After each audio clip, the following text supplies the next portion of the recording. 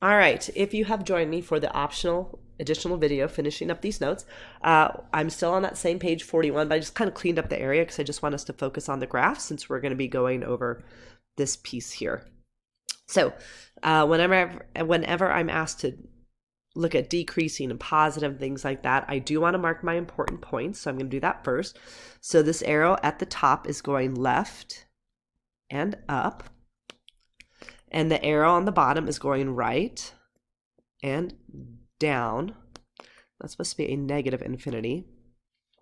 And then I don't have any fingertips or elbows, but I do have a place where it crosses the x-axis at 2, 0.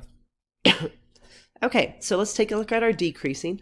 Remember, we always look at the graph going left to right, and this graph is actually decreasing this whole time from left to right. So from here, switching over, till it ends.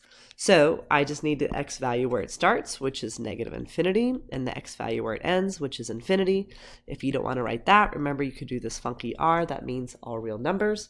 Now I want to look where my function is positive, where my y values are positive, and my y values are positive always above the x-axis, so this stretch right here.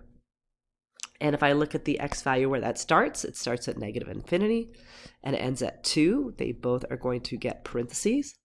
And now I'm going to use my graph and evaluate f of 3 and f of 0. So in this first one, f of 3, just a reminder, that's x is 3. And I'm trying to figure out what my y value is, and I can look at the graph. And that point is right here. Maybe you can see that yellow cross that I'm putting on there.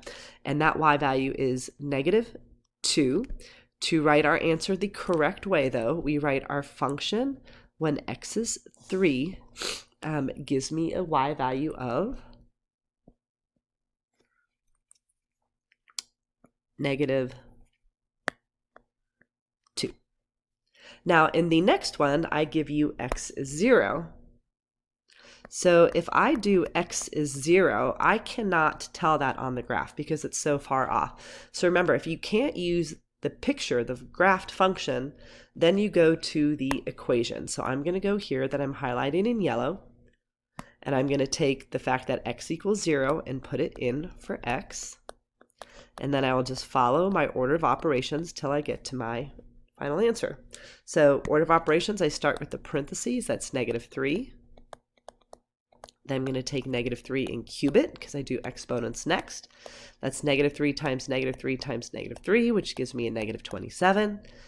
After exponents, I multiply, and then I can finish up with subtracting, and I get 52. So my y value is 52. The best way to write it, though, is my function, if x is 0, gives me a y value of 52. And then, if you're still listening, here's 2 more to graph. So what I want to do is pay attention to the shape. My first one is cubic. My second one is quadratic. So I know the shape is going to be something like this. And the next one, I do see that negative popping up. It'll look like that. So I'm just identifying the shape. What are my transformations? You do have to know these when we do this ICANN. This is my stretch. In the house, in the parentheses, I take the opposite, and that will mean left 2. And then this means down 1. On this one, the negative means it will flip. In the house or in the parentheses, I do the opposite, so that means everything's going right 3. Also, you will have to know your x and y values. So the x value in either graph is this.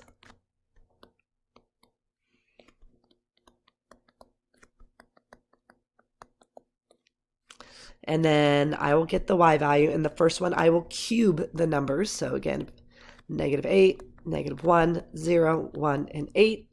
And over here, I'll square them. And when I say them, the x values. All right, let's finish the one on the left. So first, I'm going to apply my stretch. Remember, the stretch value changes the y values. So I'm going to take all of these y values and multiply them by 2. And I will get new y values of negative 16, negative 2, 0, 2, and 16.